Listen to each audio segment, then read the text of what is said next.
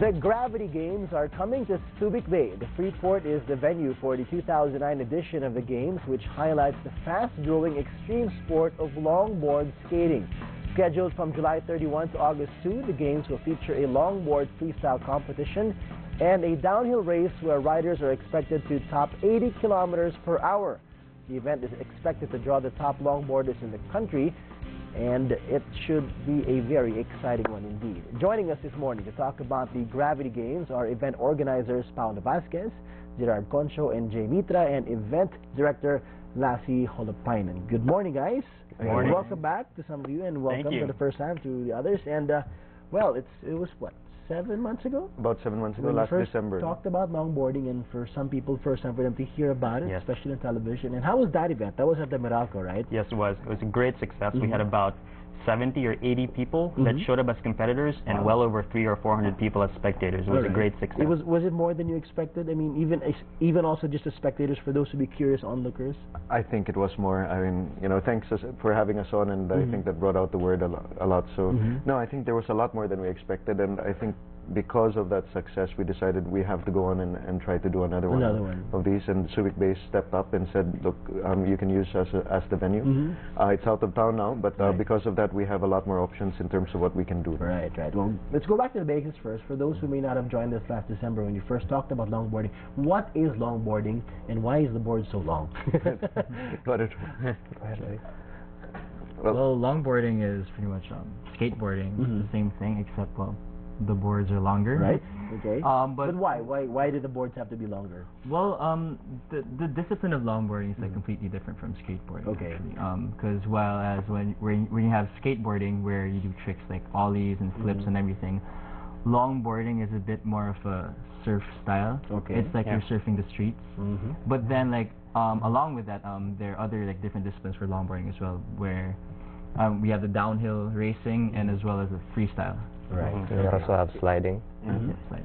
I think the thing about the longboarding, TJ, is the longer it is, the more speed you can take and remain stable. Okay. Because the small one will start to wobble. If you pick up faster, okay, all right. It starts going through, but the wheels are also much larger. Wheels, So it gives you a lot more speed. So it's really a speed sport in that sense. So even on a flat land, you can go a long way with a single kick, and you have a lot more speed than you would on a trick board. Is it thicker? It seems to me that the board itself is a little thicker than the usual skateboard. Sure. How many plies would this be? This one over here is 11 plies of maple, and I believe this one is 9 or 10.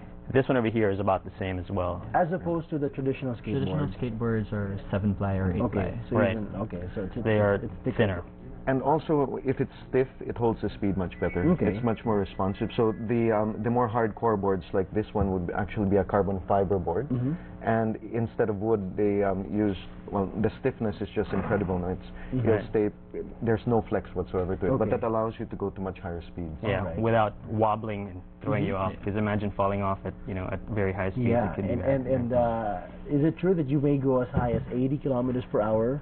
The record stands at 128. Wow. Is it the world record or the local record? Okay, we're getting there though. 128 kilometers per hour on a board. Okay, I get worried when I'm in a car 120 and you're on a board going downhill, but of course that's why you brought these babies along. Safety is of utmost importance in longboarding. Yeah.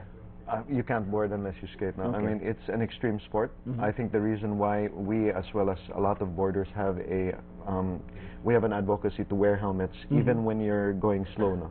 Why? Because it's an extreme sport. The boards were built to perform. They are very fast, and unless you know what you're doing, you can get hurt. Which is why. So this would be a full face helmet where you actually have everything. So this full face helmet is more, would you say, required for the downhill? Yes, the downhill. Once you get above 40, you can't get your hands in front of you. As quickly as you need to. Really? So which is why you need just in case you get hit on the face. So if you're gonna fall, your natural reflexes of wanting to put your hands in front of you. Yes. It's not fast enough. It can't be. So you're bound to hit your head first. Right, especially in the position that you're in. You're in a full tuck, which I think they can sort of show you in a few minutes. Your face is really very close to the ground. So if you do fall, so that is the first thing. That's the first thing that will hit. You know, so you wanna invest in a good helmet. Or else you get an automatic cleft chin. Right. Or worse. Or worse. With fewer teeth. But again, I mean, it is an extreme sport, and if you get injured, you can't skate. Right. So the number one thing is prevent injury, and you can get better, no? Right. Do most of the longboarders here and even abroad, do they pick this up coming off skateboarding, or are there some people who just jump straight into longboarding? Oh, personally, I surfed first. Surfing, okay. Yeah, and then I picked up longboarding because it's convenient. It's just there. You go out of your house and you can skate. Would you compare? Do you feel the similarities?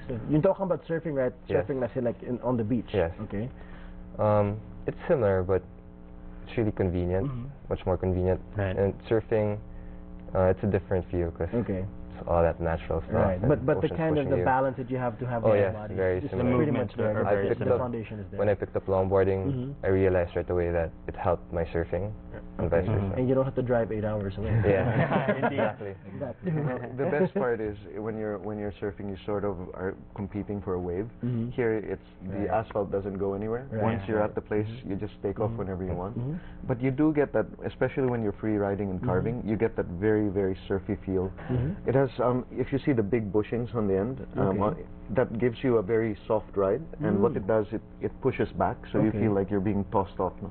And it's a very nice carvy feeling, very surfy feeling to it. Similar to surfing and snowboarding as well. You see the snowboarders come down the mountain, they go left and right like skiers do. It's very similar to that motion. Last you mentioned the wave. It's best when it feels na you're sharing the wave with your friends. Yeah. You can't do that when you're surfing. That's right. You can't be side by side. Exactly. Right. That's right. That's a big difference. But are there enough flat streets here in Metro Manila to be doing longboarding? I can imagine some of the private villages, right? Yeah.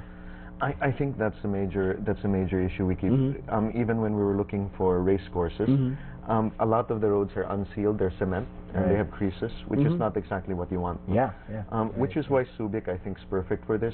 They have a few roads there that there are no vehicles and that they've allowed us to use.